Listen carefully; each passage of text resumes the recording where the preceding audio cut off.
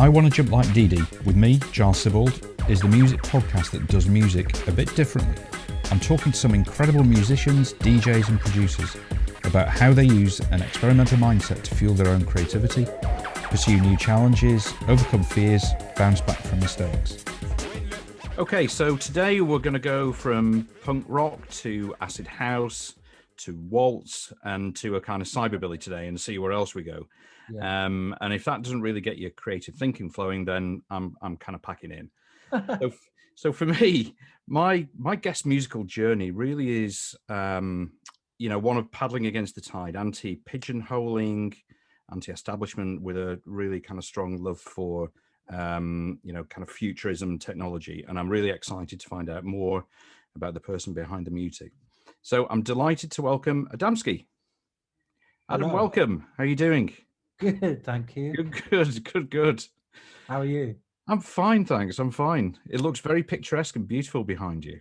Yes, it's wonderful. We have a lovely house in the Vienna Woods. Yeah. Wienerwald. Wow. Strauss did a tune called Wienerwald. Yeah. It's so beautiful here and so inspiring. This isn't. I was going to say, sorry. This isn't one of those backgrounds that we were just talking about. No, Absolutely not. No. It's real. Wow, it looks stunning. It's real. I did a DJ set for Desert Hearts, this American crew that do like loads of live streams with DJs, and people were commenting on that thing that goes down the side, on the chat side thing, yeah. And they were trying to like say, is the background real? And then one of them was going, I saw a leaf move and it must be real. And it is real. It's surreal because it's just a very blessed place to be in this weird era. Are you kind of like writing music while you're out there? Yes, I am. Yeah.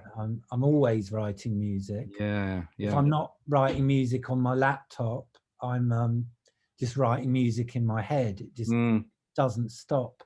But what I've been doing mainly here is I'm going to release a like retrospective album and book of my career, because I was asked to do that by this label I'm working with. They wanted a sort of greatest hits, but I only had 3 hits, so that would be really short. So I'm doing I'm doing the kind of greatest bits, and all my favorite things that I've ever done. Brilliant. From 1979, when I made a record when I was a kid, to now. But being a kind of obsessive ADHD kind of, I'm not diagnosed as ADHD, but Googling it, I have every single symptom of ADHD. And I thought, like contractually, I could just say, pick my favorite 12 tracks and go, there you go. There you go. License them off MCA or the Music Corporation of America that I used to be signed to. How awful. And well, it was good. I mean, it earned me a living and got me about, but the Music Corporation of America, it's vile. Like, what a thing to be like affiliated with. But anyway, whatever. I could just say, just license the tracks off them and ZTT, who I was with in the late 90s. Yeah. And there you go. But I ended up making a meal of it and updating every single track. Even I had a kind of fiddle with the Stupid Babies, which was my project in 79. Yeah. I even kind of chopped that up a bit. I I had to order, because my copy was so full of scratches and everything. I had to buy a copy on eBay. Yeah. And then so I've been chopping up all my it's like my palette for what I'm doing is all my old stuff. So I got multi-track parts of my stuff from MCA, Universal. Yeah. And I've been making the tracks like I wished they were, like Space Jungle, which was my ill-fated follow-up to Killer, because I followed up, I had, that big, pan-European smash hit with a big sexy pecs and everything, big, 6 foot whatever black dude with a wonderful gravelly soulful voice, and we sort of captured the imagination of the times. And then I followed it up with this sort of cheesy Elvis song, and I was like, and I didn't like the mix, because I had this engineer I recorded it in Los Angeles, which wasn't a good idea either. I just got completely out of touch with the whole rave scene, which inspired Killer and stuff, like the whole thing, meeting Seal at Solaris, actually, the club I was talking about, where apparently David Cameron was lurking in the corner, gurning his big, sweaty, fat face off. And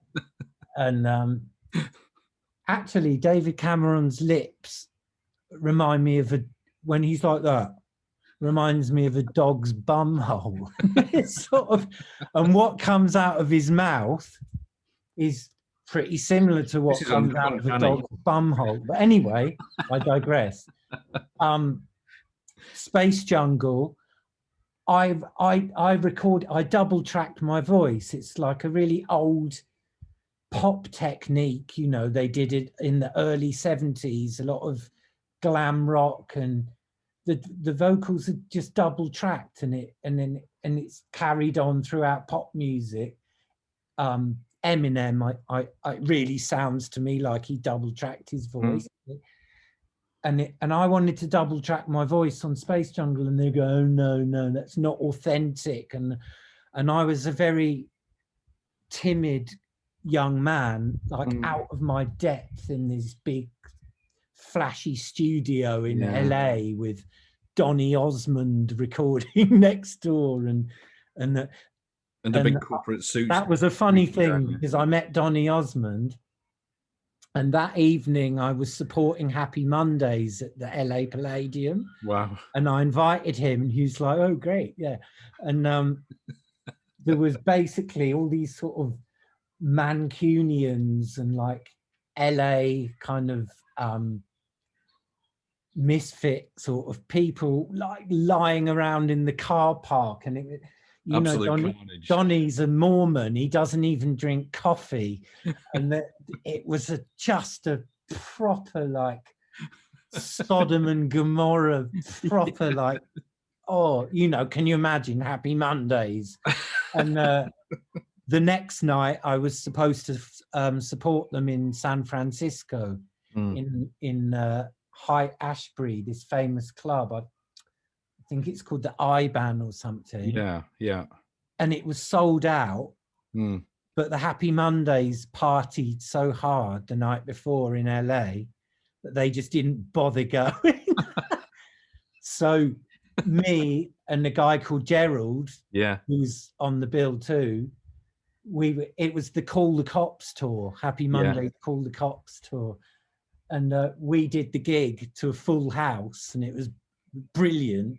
Wow. But the Happy Mondays just didn't even bother showing up. Oh my God, what was the crowd like with them? I mean, how did they break it to the crowd that they're not? I can't here? remember. I mean, but it was full, it was packed, and it was like, and that was the beginning of the rave scene in America, actually. I mean, the beginning obviously was the Chicago house scene. Yeah. You know, Frankie Knuckles and Ron Hardy and these kinds of people. That was the beginning. And you know, Jimmy Polo, my mate from Chicago, who I'm in touch with still. He lives in Zagreb.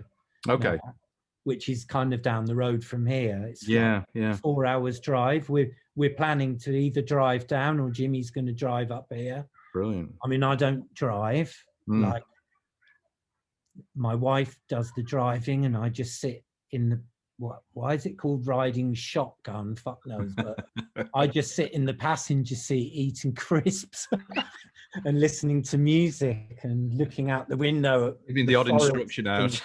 But anyway, we'd like. But why am I? What am I talking about? I wanted to double track the vocals on Space Jungle. Yeah, which is a like thinly disguised cover version of All Shook Up by Elvis. Yeah. And they go, no. But I got the multi tracks, and I had double tracked my voice, but I'd been like, you know, the engineer going, no man, you can't do that, you know, and like, who cares about authenticity anyway? Even Stevie Wonder used to double track his voice. Yeah. Like, why did they convince? So basically, I'm making the tracks how I wish that they had been. And another song I did, Flashback Jack, which was sort of a mess, but I'm quite proud of it. And I'm quite proud of Space Jungle. I'm quite proud that I didn't follow up Killer with, you know, I was inundated with requests from, you know, amazing singers who were on the rave scene. Yeah. And I could have got another, you know, someone. Some big name too.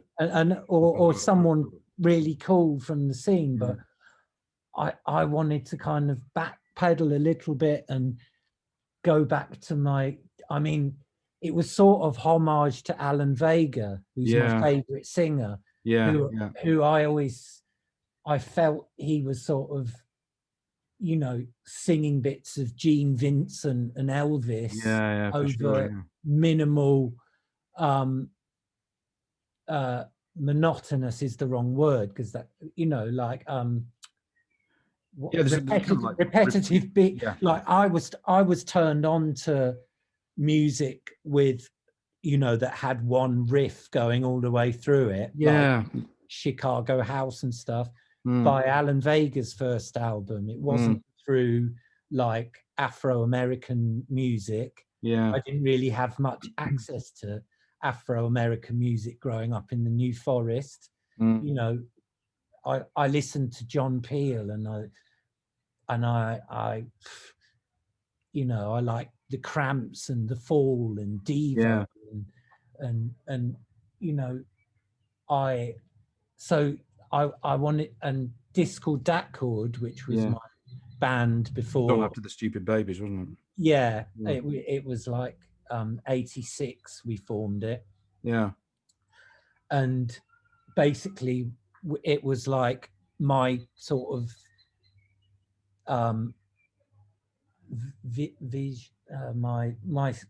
what's the word?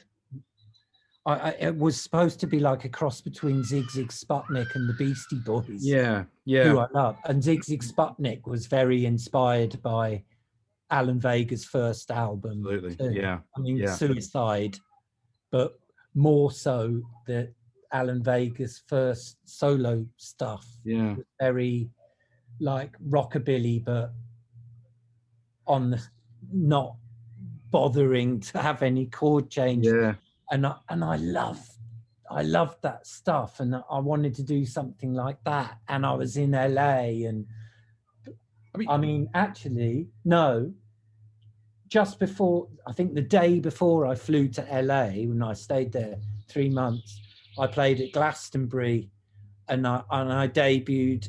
So I already had the idea to sing this Elvis track, and I sang it to Glastonbury. Mm. I think I did. Mm.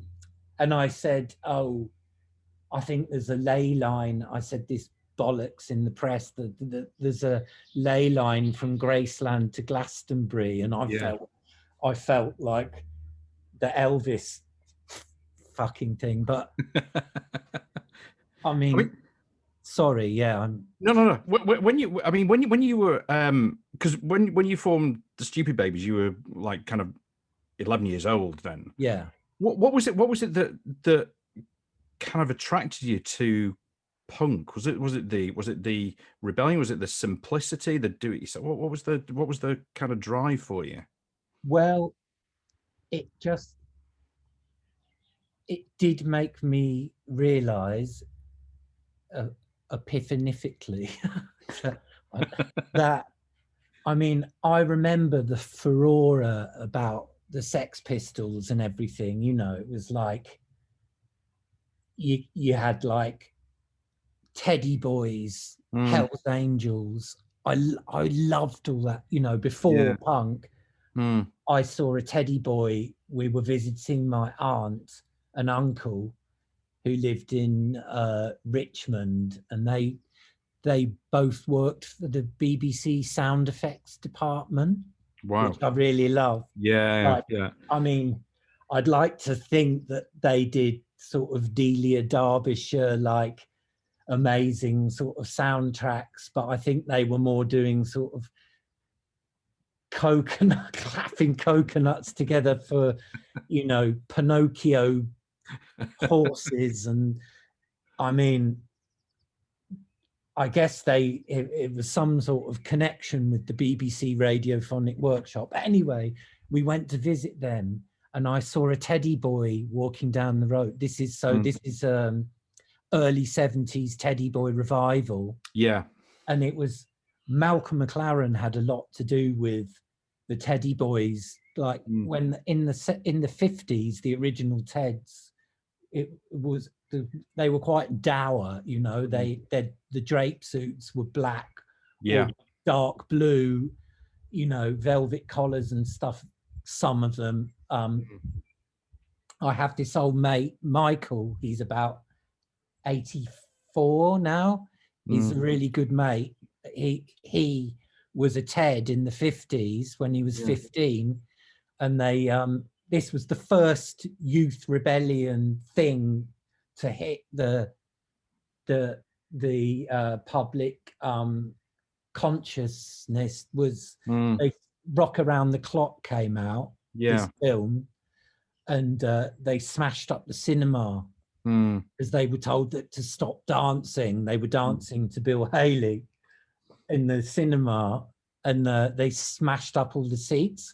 And my mate Michael was there, but then he got institutionalized. He sort of was mentally ill, and he was lobotomized in the 60s. Wow. So he's a bit sort of One Flew Over the Cuckoo's Nest.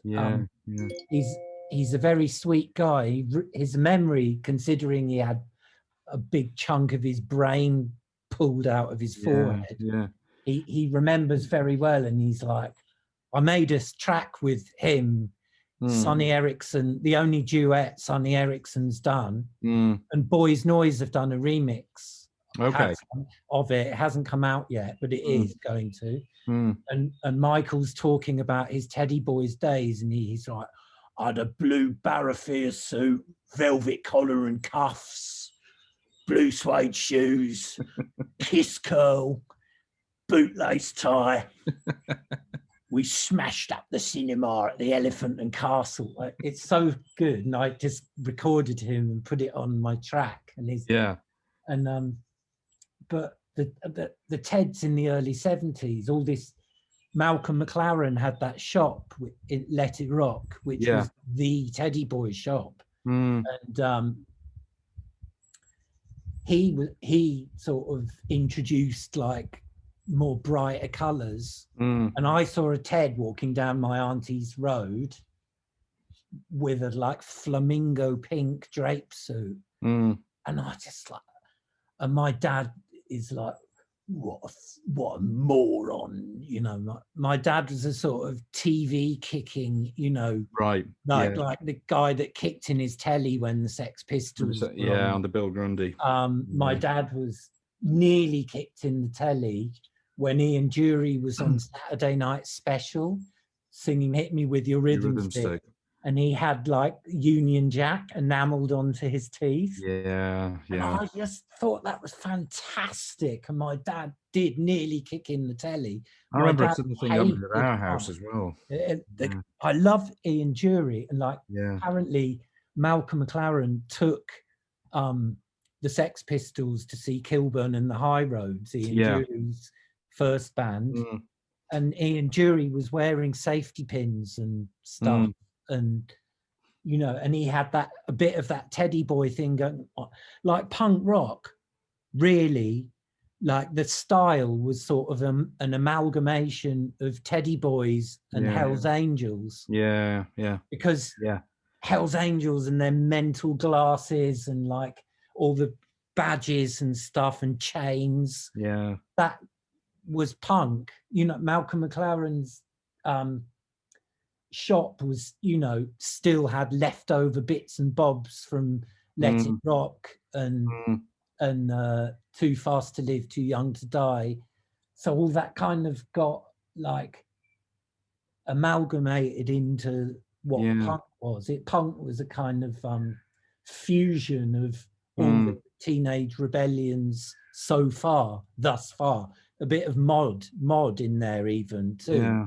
And I mean, I don't know why I got attracted. Your question was why did the Stupid Baby? What attracted me? My brother, who I idolized, he was like, so I was like 9 when Pretty Vacant was on Top of the Pops. Yeah, and I was just, I mean, we always watched Top of the Pops, me and my brothers, you know, and I remember the sweet, like. Brian Connolly in his silver suit and long blonde hair, and that's who I wanted to be. Yeah. And then, so when there was this Sex Pistols stuff and the tabloids, and we were all talking about it in junior school. Oh God, the punk rockers! They, you know, Johnny Rotten throws up over the audience, and you know, it kind of all got sort of exaggerated. Yeah. And I think he throw up on Eddie and the Hot Rods monitors at the Marquee or something. I think he might have done. Yeah, he might have done. But I was just so waiting for them to come on Top of the Pops. Yeah. And my like embarrassing thing, which I don't mind admitting, is like I was really waiting, and Emerson, Lake and Palmer came on doing Fanfare for the Common Man, and I'd missed the intro, and because it was quite and I didn't know what punk rockers looked like, and I remember they had like fur coats on and long hair and beards, but I thought, oh, this must be the Sex Pistols. This is wicked. And I thought that was the Sex Pistols. And then the Sex Pistols did come on, and it was just like, fuck. I remember having like for me having like a similar kind of thing that I was like really intrigued and just like, you know, kind of totally sort of captivated by punk. I mean, I was born in sort of 68, so by the time 77 came around, I was 9. Yeah, same as me. I was born late 67. No, and I was like, you know, so for me, like going down into I was born up in Chorley in Lancashire, sort of small town, and going into the local record shops. On the EP I was on with the Stupid Babies, it was a band called From Chorley. From Chorley, you're right. Yes. And it was like, it went, ooh, that ruddy tablecloth wrapped around my knees. And I think John Da Silva, who used to be one of the main Hacienda DJs. Yeah. I think he was from Chorley. Was he from Chorley? Wow. And I think he might have been in From Chorley. I kind of remember a conversation with him, but Well, it was about 40 minutes away on the train. I was talking to one of the earlier episodes. I was talking to Dave Haslam, and so we were talking about our kind of respective journeys into Manchester. He went to live there, and I used to sort of trundle up there on the train to this kind of like sort of scene that was. I mean, this was in sort of early 80s, so it was probably the sort of New Order time when they sort of started. But yeah, that whole thing with kind of punk and going to the record shops where there was like this, for me, there was like this other world of bands like Susie and the Banshees and Adam and the early Adam and the Ants and Killing Joke and all that sort of stuff. And I was just like totally, wow, I want to be part of that. And the difference for me, like I was a kind of like an only child, and I didn't get encouraged down that route at all. So I kind of looked at it from afar. In a way, I was a fan. I was, I went and started going to gigs and stuff like that. What did you? I mean, how did you? From judging from what you said about your dad, I mean, were you encouraged in any way to kind of get into music and just go for it? I mean, he was quite, the Stupid Babies. Basically, one Saturday morning, I had this little cassette recorder that I got ash all over my laptop. No wonder my trackpad's all funny. It's like full of ash. Yeah, needs a bit of a clean out. Where I just got my little brother, who was 5, into the bedroom one Saturday morning. I think it was like 8 in the morning or something. Like, my parents would have a lie-in on a Saturday, and I don't know why, but Saturday, I love Saturday. Now I love it because it's the one day of the week where I'm allowed to smoke. Right. My wife allows me a cigar on a Saturday. Right. And momentous. and I don't know, I feel it's weird because in lockdown all the days are the same. Yeah. But I feel this special kind of energy on a Saturday. On Saturday, yeah. And Saturn, I don't know if that's one of the stars we can see or one of the planets we can see. Is it the orange? You can do it. I mean, that's what Saturday is named after. Yeah. Saturn, obviously. But anyway, I got my little brother, and I was like, the thing of punk that really inspired me, I did like that music, but I wasn't like, an 18-year-old on a council estate in London, and I was like a 10-year-old in the New Forest. Yeah. And my access to punk was that I had an older brother who was a teenager who had bands, and my brother was a really, really great guitarist. He picked it up, and first of all, it would be like the disco at the community centre. Yeah. And I would go, and my brother and his band would be doing like Status Quo songs and stuff. And then punk happened, and they were doing like Sham 69 songs, or whatever, like If the Kids Are United. Yeah. That riff, what a riff. I loved all the simple riffs. Yeah. And Jilted John, I mean, that was a kind of like a novelty record, like a comedy record, but that and I could play all those riffs. It was just like easy. And then my brother had punk bands, and I would just go and hang out. I was like 9, 10, 11, and I was hanging out with 14, 15-year-olds. Got you. Yeah. And getting what's cool from them, and listening to John Peel overtly under my pillow, because I was supposed to be asleep. 9 and had to get up and go to junior school. And there was Fast Product that I made this track with my little brother, and it was inspired by The Great Rock and Roll Swindle, because that it wasn't just like, you know, amphetamine, working class, angry boys. It was like, well, sort of something for everyone, you know. It was like classical music. Yeah. Sid Vicious singing rockabilly, you know, two Eddie Cochran songs. Malcolm McLaren doing like Max Bygrave's Music Hall. It was all of that. So it was just, I just felt you can do anything. And I mean, I loved Sid Vicious.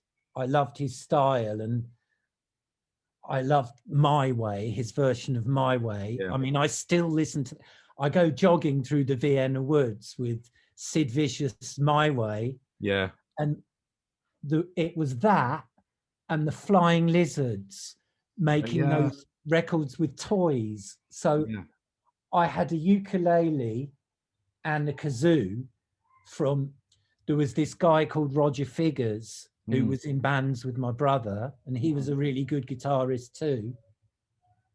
And he could play all the Sex Pistols riffs and everything.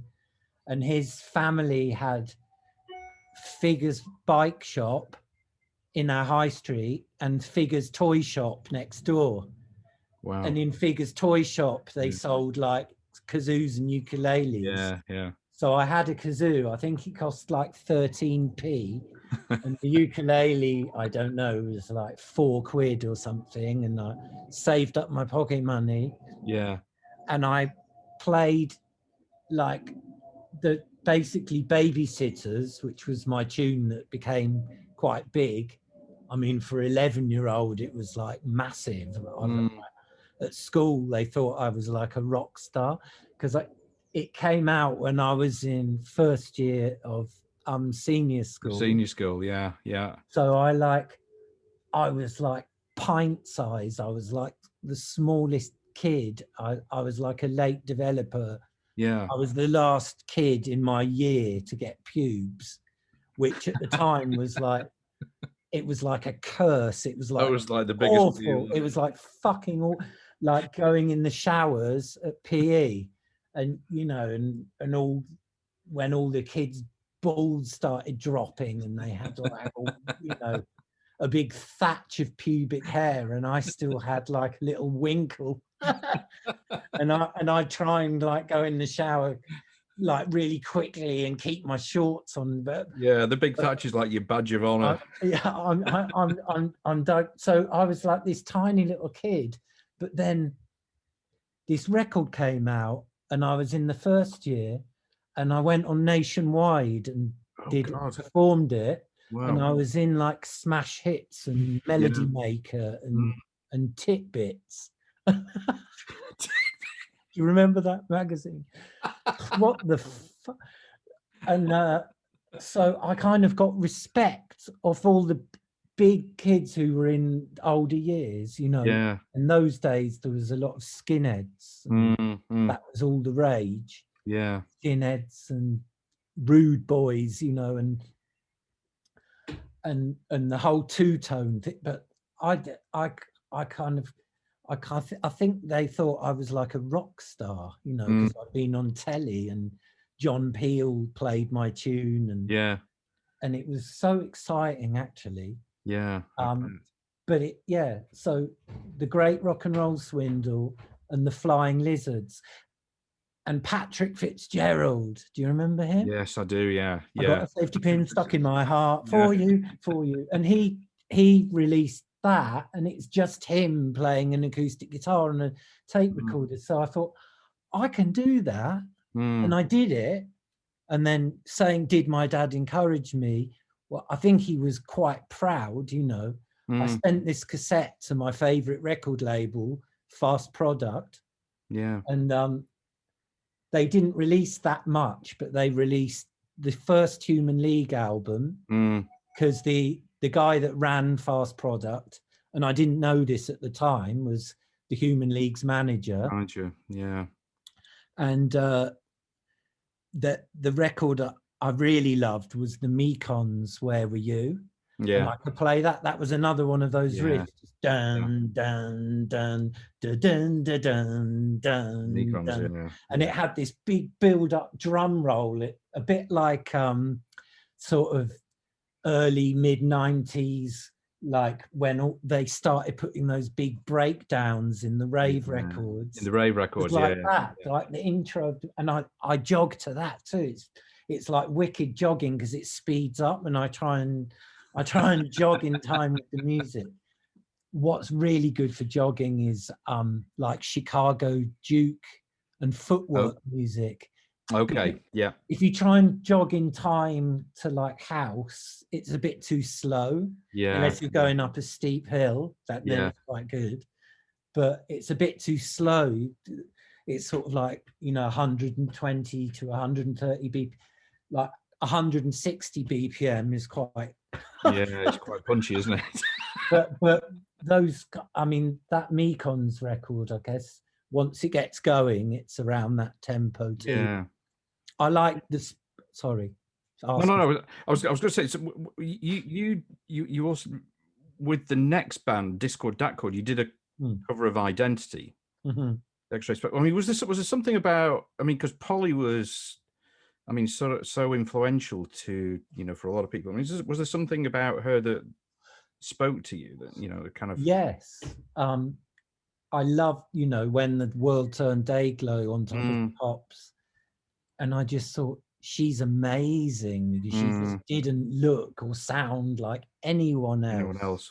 Yeah. That's what I loved about punk too. It just threw up all these characters onto the telly. And I remember X-Ray Spex on Old Grey Whistle Test too. Yeah. Like kneeling on the floor with that same tape recorder that I recorded the Stupid Babies on, just recording off the telly, sitting in front of the telly. Oh my God! I think, that there was Warrior in Woolworths, and I think it might have been the same episode of Old Grey Whistle Test, Ultravox, when John Fox was still the singer. Yeah.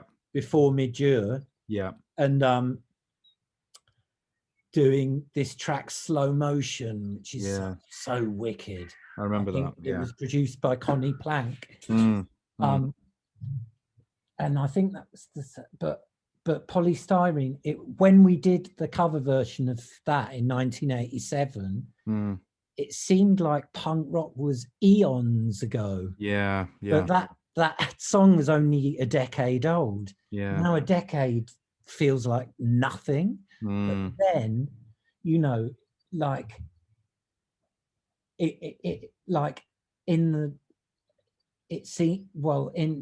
especially when acid house was going, like punk rock seemed like a bygone era, but it wasn't. It was only a decade before. It's really how fast music changes, that Led Zeppelin's third album, To Never Mind the Bollocks, is only 4 years or something. 4 years or so, isn't it? Yeah. I mean, what's kind of like sort of struck me about your sort of music and its journey is the you've really done things on your own terms. There's always been that really sort of love of kind of I don't know if simplicity is the right word, but in sort of song structures, that kind of rockabilly, that's often been there for me. But the but then going into like the waltz, for example, the waltz stuff that you did, I mean, that's a very what's the word, just like massive sort of shift, something that people just didn't do. No, you always did stuff that people haven't done. Even you talked about Zig Zig Sputnik earlier, and then there's the Sony Ericsson. I know there's been comparisons with that. But that desire, or that kind of willingness to have that open-mindedness to experiment and kind of go into very different things, things that other people may have shied away from, has always sort of struck home with me about your work. Yeah, I'm like I was saying earlier, I'm like, when I did Space Jungle to follow up Killer, I really probably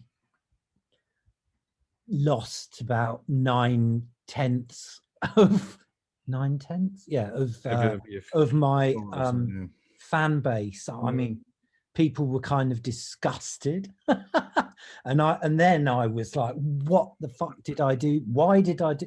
But I insisted. I'm quite stubborn, and I just wanted to kind of go back to what I thought my roots were, while I had the platform to do that. Like, I could present a funny sort of, the thing is, like, Simon Reynolds, he's a great writer, and I really like his work. I just got another of his books off Amazon.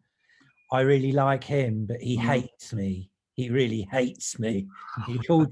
He called Space Jungle pitiful, and wow. And he once interviewed me, and I could tell that he was going to give me a nasty thing. And he did a review of Space Jungle, and he said, first he's tried to be Rick Wakeman, then he tried to be Gary Newman, and now he's trying to be Shakin' Stevens. And that was such a diss. Like, all of those things offended me, but now I think that's really cool. I think Rick Wakeman's wicked. He played the piano on Life on Mars, for fuck's sake. That's brilliant. And he's a lovely, I love watching his documentaries, and I think he's an amazing dude. Yeah. And he would wear like a wizard's hat and a cape. The first time I played in Manchester, actually, I met this girl, Vicky, who I'm still sort of in touch with. And it was so exciting to go out of London and out of these home counties, like raves and stuff, and go to another, because I'd never even been up north till I was invited to go and play at clubs in the north. And this girl, Vicky, and her friend Karen, Vicky's now married to Paul Woolford. And she said, because they used to call me the keyboard wizard, and she said she thought that I was going to come on stage with a wizard's hat and a cape, like Rick Wakeman. But Simon Reynolds said that as a really personal, nasty, spiteful diss. Right. But I'm actually like, I was talking about the Teddy Boy revival. Yeah. Shakin' Stevens and the Sunsets. They were at them and Crazy Cavern and the Rhythm Rockers. They were at the forefront of the Teddy Boy revival. And Shakin' Stevens and the Sunsets were actually really cool.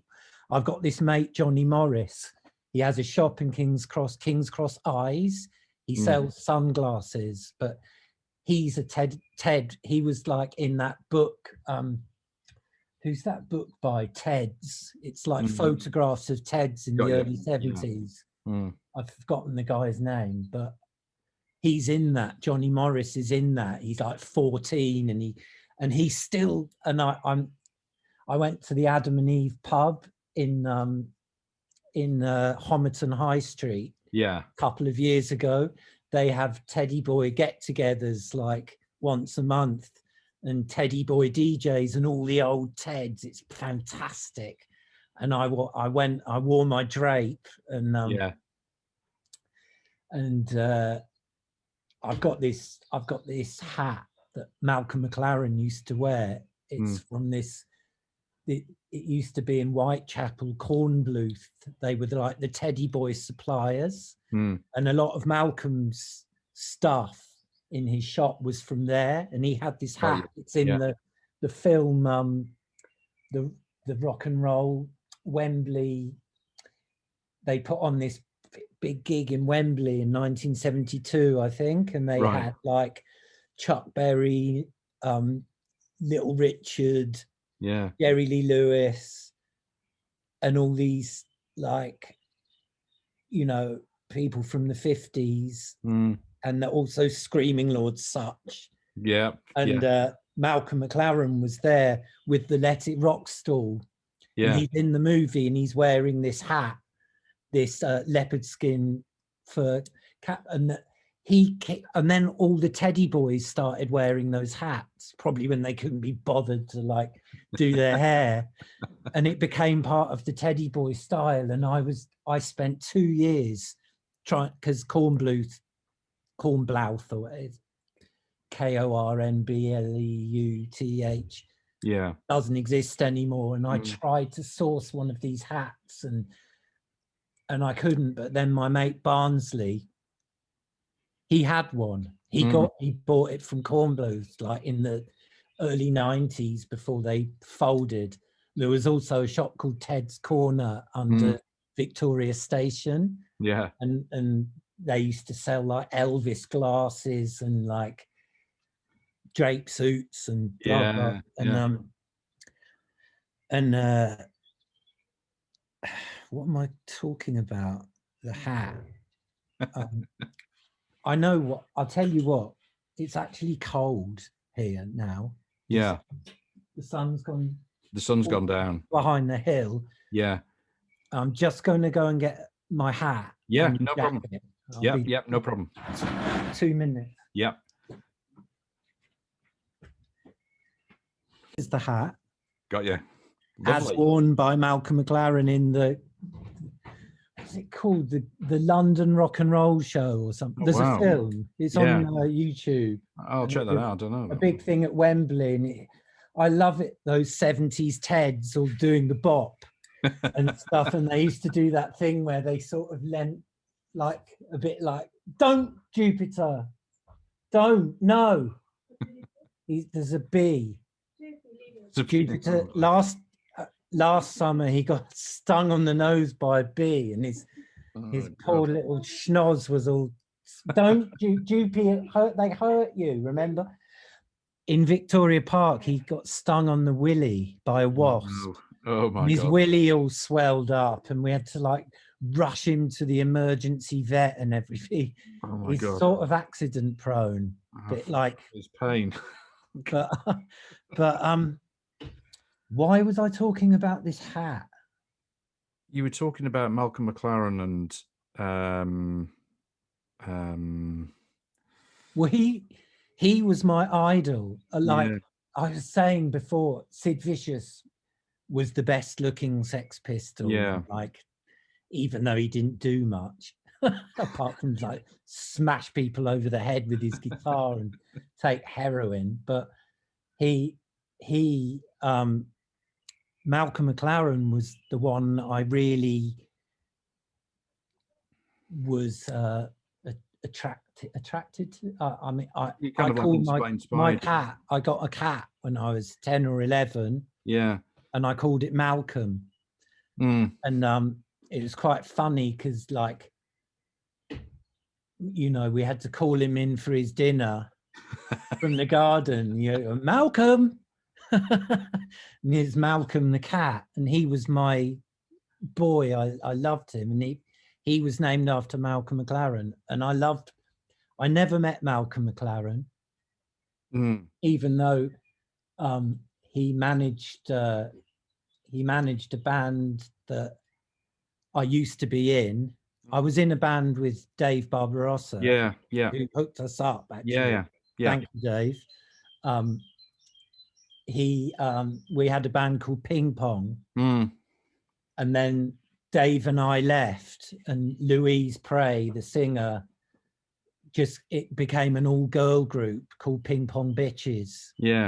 And then Malcolm McLaren was their manager, and by all accounts, I mean, the book Paul Gorman wrote, The Life and Times of Malcolm McLaren, is such a brilliant story, Malcolm McLaren's story. And Dave Barbarossa, you know, people go, oh, Malcolm McLaren was like nasty and selfish, and Dave Barbarossa said when he didn't have much money, and you know, he was in Adam and the Ants, the first Adam and the Ants. Yeah.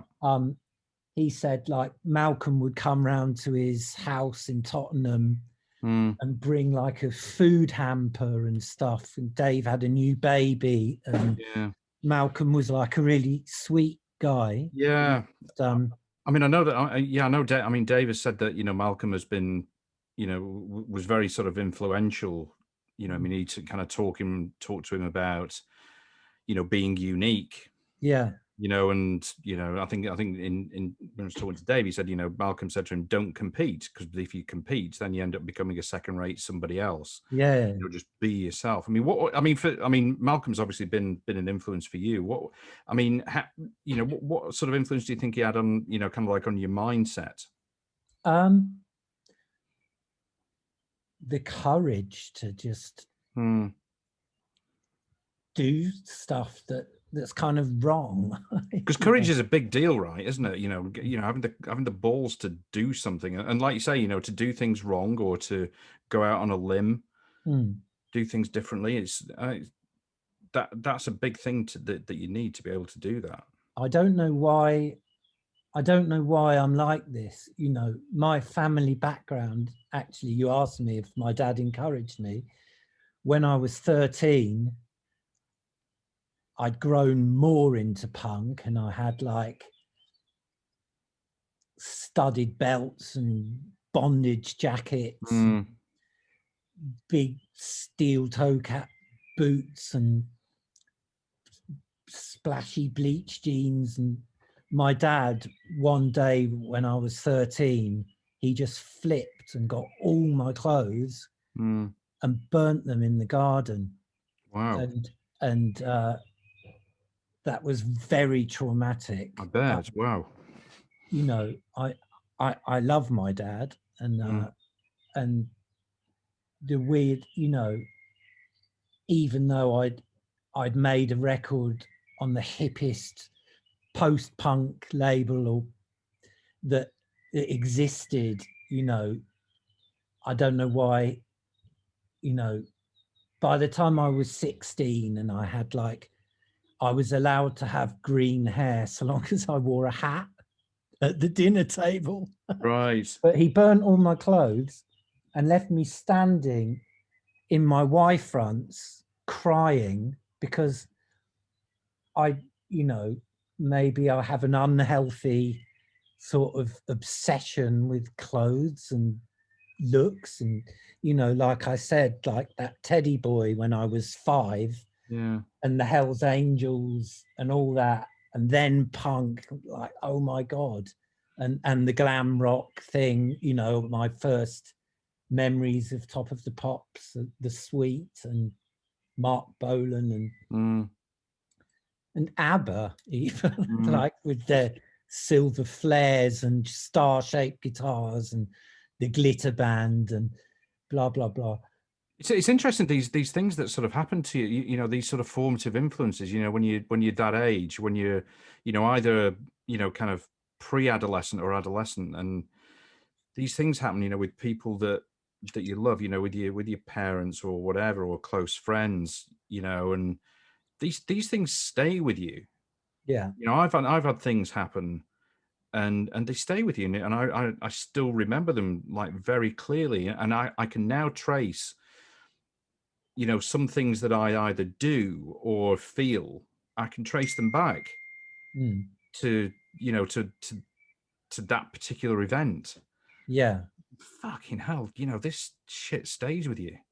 Well, that the weird thing is, you know, I've been remaking, rebuilding and remixing and reworking all my old tracks. Yeah. And I just go back into those periods of time. Yeah. The Stupid Babies. Then I you know, the Diskord Datcord record, our sort of mix wasn't very good and the mastering wasn't very good. And so I thought, right, I'm going to remake the whole thing. Yeah. And got sort of bits of it, sampled them off the record and rebuilt bits. My brother did the production on that, and basically the beats and everything we stole from Mantronics. We loved Mantronics. But it was X-Ray Spex meets Mantronics, that record. You know, we were doing an X-Ray Spex song over a Mantronics beat. I rebuilt the whole thing, sort of sped it up, and I got Bam from the Jungle Brothers rapping on it, and I redid the voice. I found this like website where you just type in, you know, it turns text into speech. Yeah. And there's this one called Sharon with this voice, Cyber Sharon. And so it's now like, when you get this retrospective album, it's like all through different filters of different periods of my life. And it's Diskord Datcord featuring Cyber Sharon and Baby Bam from the Jungle Brothers. And then that, I after Diskord Datcord, my first proper house music record I was involved in, we started dabbling in house in Diskord Datcord. The B-side of Identity, which was called DD plus EOFK, Diskord Datcord and every other fucking chord. Yeah, that was actually the proper full name of the band. That had a kind of house beat, but the reviewer said it sounded like Hazy Fantasy, which was kind of a diss too. But then Hazy Fantasy were actually wicked. Yeah. And Kate Garner, she's a great artist. Yeah. And Jeremy Healy became a great DJ and producer. I knocked about with him in Ibiza in '89. And remember driving around Ibiza in his Jeep, him driving and me, the usual, sitting in the passenger seat eating crisps. I probably wasn't eating crisps actually in Ibiza. I didn't really eat food in those days. No, I was eating other things. Yeah. But great, you know, that was the thing, like growing up in the 70s and the 80s and Top of the Pops, which everybody watched every Thursday evening. You get like Hazy Fantasy or Adam and the Ants or Mark Armand or Polystyrene or, you know, Susie and Budgie doing the Creatures. Yeah, the Creatures, That was quite difficult music. I mean, it was absolutely fucking avant-garde, and that was on mainstream primetime TV. Totally. Interspersed with like Simon May singing "We'll Pick Lavenders in the Sun" or whatever. You know, fucking bizarre. I find it like totally sort of fascinating, like looking back at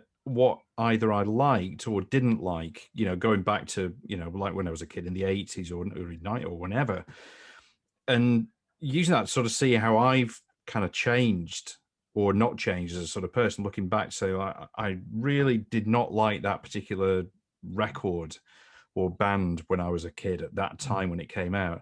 I look back 20 years later and think, well, do you know what? Maybe I was a little bit hasty with that, you know? Yeah. I mean, I think it's interesting. It's weird, you know, Les McCown, the singer of the Basic. Oh, Les McEwen, yeah. McEwen. Yeah. He passed away last week. And it's just weird because, you know, talking about Saturdays, I've been doing this radio show. I mean, I've done 3 so far, called the Saturday Night Spin Out, because they offered me the Saturday night slot.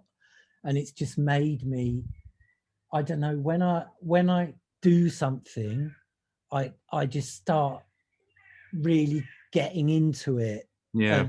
Because it's Saturday night, I got this Bay City Rollers song called Saturday Night, and I made a mashup of it. Yeah. And they're going SATURDAY night, SATURD, and I made a mashup of it for my show last month. And it's like a wicked beat, and like there's a bit, the verses of the song are so cheesy. I'm really glad you brought that up, because I was reading something about Les McEwen. I think it was either yesterday or the day before, and like my kind of first introduction to punk rock, my kind of first love was the Ramones, and Saturday Night, the Bay City Rollers was Gabba Gabba Hey, Blitzkrieg Bop for the Hey Ho Let's Go. Yeah, they were the Ramones, the Bay City Rollers were a massive influence on the Ramones. Yeah, and just incredible. That was like Malcolm McLaren's model for he wanted to make a boy band to show off his clothes. Yeah, you know, like mannequin, just to present his clothes. Yeah, and they kind of were that, but luckily the people he picked were very, very creative. Yeah, He luckily had Glenn Matlock working in his shop, who was a great songwriter. And Steve Jones and Paul Cook were such a powerful, no, not rhythms, guitar and drums. Very good at it. Yeah. And John Lydon was very, very creative lyricist, and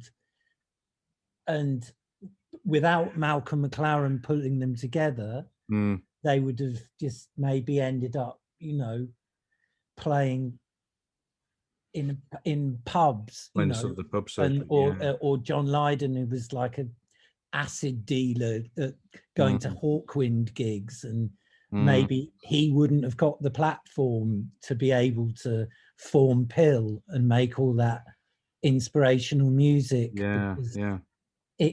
Malcolm McLaren brought them together, but kind of by accident. I think, you know, the universe makes things happen, and there was, I don't know, lots of other things going on at that time, like Throbbing Gristle, you know, and that was, you know, I read Cozy Fanny Tootie's autobiography, and she talking about going to those punk gigs at the Roxy and stuff, and everyone else would say, oh, it was so amazing. She's gone, it was just really dull. It was just fucking rock music. And they were doing stuff like with like electronics and loops and so much more ahead. And they're kind of like, the things they were doing were actually so much more outrageous and confrontational and subversive than what. And I love this thing that Chelsea, that was the band that Generation X formed out of. They played at this thing that Throbbing Gristle did at the ICA. I think it was before they actually got their own music presentable. And they had Chelsea performing, but they called themselves LSD. And actually, I love this sort of thread of acid that actually, you know, Polystyrene was a bit into acid. I mean, unfortunately, she was very not well. This new version of Identity I made, I sent it to Celeste, Polly's daughter. Oh, yeah. And she said she absolutely loves it. Oh, fantastic. Brilliant. Really, that gives me a warm, proud. Yeah, she's great. And well, that's supposed to be coming out very soon. Oh, amazing. Fantastic. It's all ready and mastered, and we've done a video which is sort of live footage from, I mean, we did some funny gigs in Diskord Datcord. Like really odd. We played at the Sex Maniacs Ball, which was in like a gentleman's club in Mayfair. And it was like lots of people in rubber and leather, and Lee Bowery was there, and like all the freaks from the club scene in 1987, pre-Acid House. And we played there, and we used to play at the Rio Cinema in Dalston. We did a couple of times they used to have this party there called The Mix. Yeah. Went on all Saturday night again. I loved Saturday. Yeah, there's the Saturday. Hey ho, let's go. Yeah. And we played at a couple of those, and it was like when the Beastie Boys were on the front of all the tabloids. Yeah. No, yeah. I said wasn't it? I wanted us to be like a cross between the Beastie Boys and Zig Zig Sputnik. Yeah. But yeah. a review said it was a cross between the Beastie Boys and the Joan Collins fan club, because he used to have Fanny the dog, didn't he? Or she, whatever. And that's brutal. And I don't want to misgender Julian Thingy Bob, but well, I think it's a great time to you know, kind of bring the remix or the new version of Identity out, because I think, you know, kind of like only now that Polly's, you know, kind of influence, you know, on a lot of people is really starting to get the publicity that it deserves, you know, about how influential she actually was. So I think it's a good time to do. I was in a rehab. I think it was 92. I was kind of, you know, on my last legs, like being, you know, in the eye of the storm of the acid house explosion. And I was in the rehab, and it was you know, they were encouraging the kind of spiritual cure, and I didn't really understand that, but I thought, okay, I've got to I thought it meant that I had to kind of get religion, and Christianity just seemed so dull. But like Buddhism or Hinduism or something, and Hare Krishnas.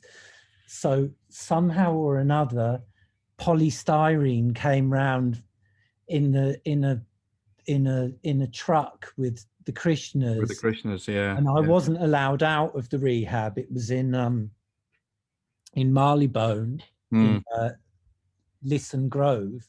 Yeah. It was called the Florence Nightingale Clinic or something. Right. Like and Polystyrene came with the Krishnas and picked me up, because I wasn't allowed out unless it was accompanied to like a AA or a NA meeting. Right. Yeah. But I was allowed to go out with the Hare Krishnas to feed the homeless. Right. With polystyrene. Wow. So it's quite surreal. And in the back of a van with polystyrene, handing out soup to like homeless people.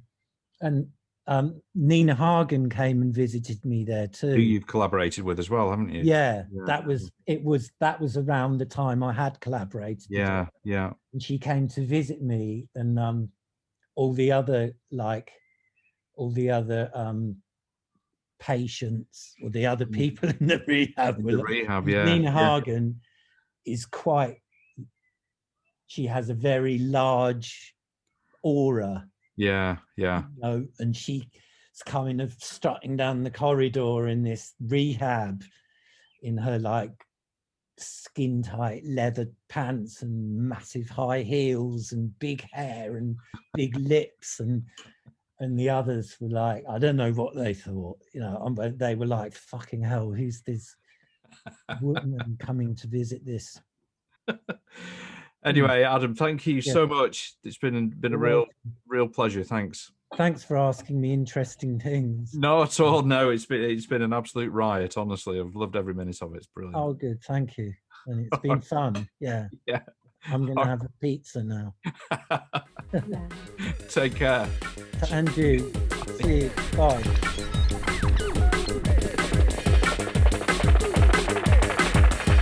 Thanks for listening to the show, and I really hope that you enjoyed it and that you'll tune in for the next episode. In the meantime, it would be really awesome if you could rate and review the show, and also share it with any friends who you think might enjoy it.